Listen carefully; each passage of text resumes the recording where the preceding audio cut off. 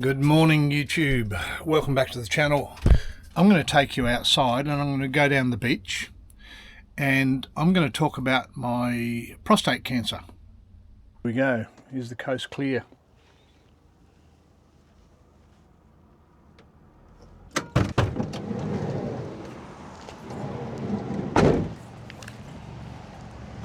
I've been having PSA blood tests for the last, 5 years or so. I'm now 68 and I'm reasonably healthy, reasonably fit, don't have any issues, still get up once a night to have a pee like most guys my age do, especially when you drink. And been getting a regular blood test. Oh, I don't need glasses on. Okay, been getting a regular blood test every year. Part of that blood test was the PSA, which is a prostate-specific antigen. And it came up, I think it was about 4 at the time. And so I didn't worry about it too much. And then it raised up a year afterwards up to about, I think it was about 7 or 8. And the doctors sort of said, well, we probably should look at it. So I then went in and had a PET scan. That's where they put a, I don't know what it is, a dye or something in your blood, and they scan your body. And that shows up any cancers that you may have.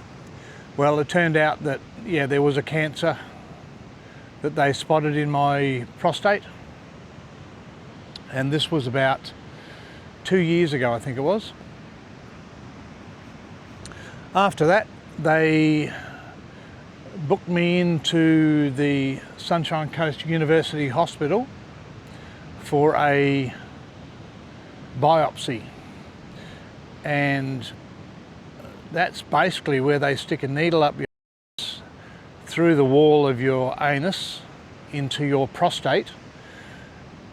I don't know the exact details, it doesn't sound very nice, but you're under, so you don't know about it. And then they take a few biopsies from your prostate. Now, I have heard that this can cause cancers to inflame and go rampant, but I don't think it did with my case. I did come out of hospital, I went in fit and well. I came out of hospital with COVID, so that wasn't a good sign to start with. Anyway, it turned out they did those biopsies, they tested them, and yes, I had prostate cancer. The hospital's very keen to whip you in and teach all their students how to cut you open and remove your prostate, stick you on a colostomy bag for a couple of months.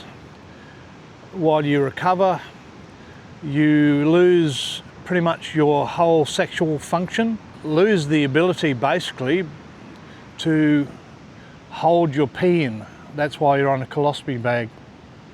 That was the downside of the operation, and there's no guarantee that they get it all.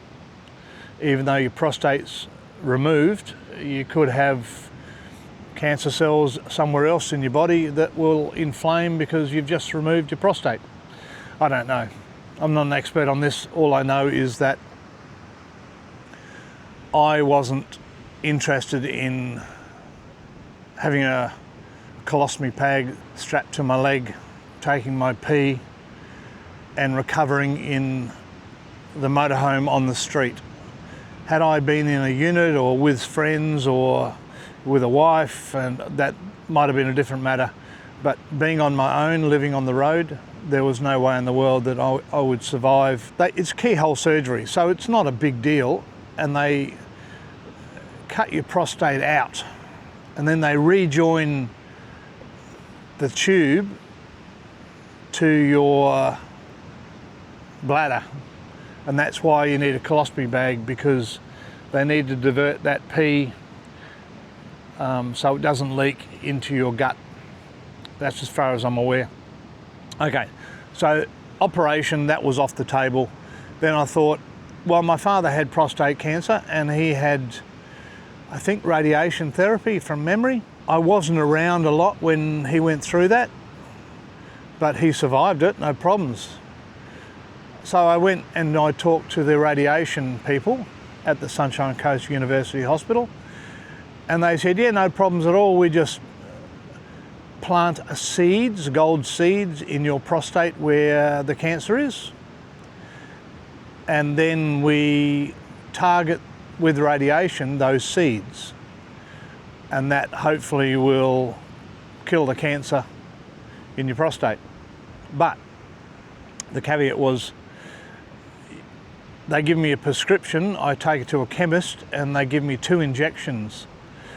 Those injections are hormone blockers. So it turns out that those injections turn off your testosterone. So you end up growing tits because the cancer's basically feeds on testosterone to a degree. So 2 injections and you lose all mental desire or physical abilities to have an erection or have an orgasm or have sex. Telling somebody that's physically fit, has no symptoms, that is sexually active, to take an injection or 2 injections that will destroy that was just ludicrous. At my age, that was just a no-brainer. There was no way in the world I'm going to have them inject hormone injections into me that turn me into a chick that mentally destroys all your sexual desires and also destroys any sexual function. And again, after they've done the radiation, there is no guarantee that 1, they kill the cancer, and 2, that your sexual functions will come back. Now, I've talked to friends that have had prostate removals. I think majority of them say that, yeah, no, there's no sexual function at the end. Plus you've got to do a lot of exercise in order to strengthen your pelvis so that your muscles come back, so you can hold your pee in, so they can take the colostomy bag out.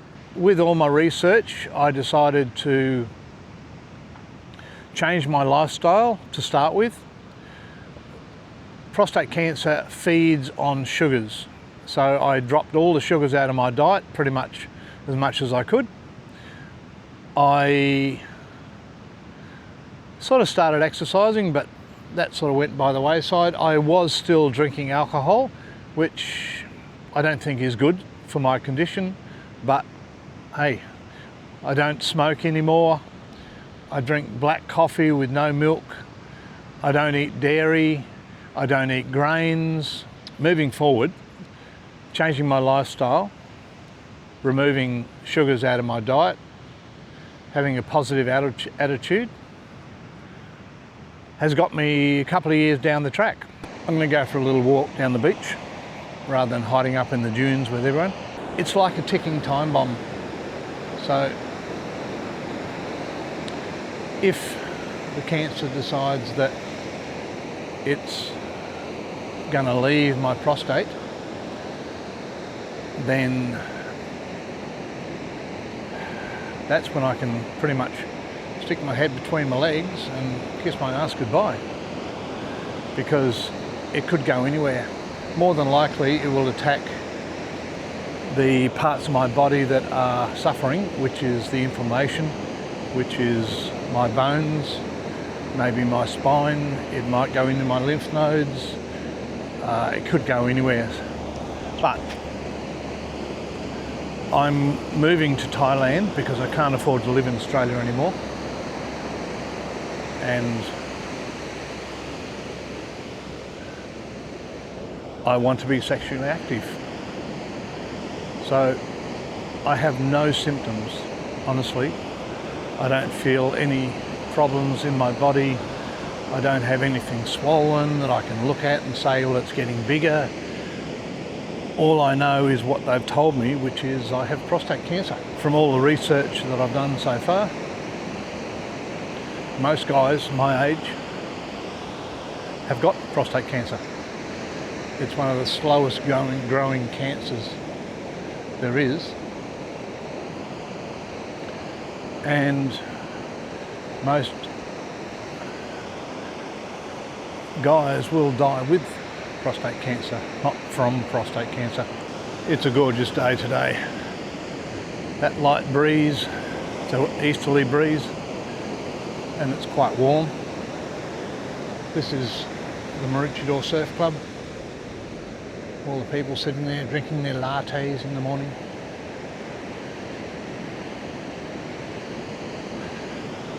That's my health situation at the moment, and I know it's not the best, but realistically I'm pretty damn healthy for my age. I've got a bit of a gut which has come on, which is pretty normal for people my age. I've been intermittent fasting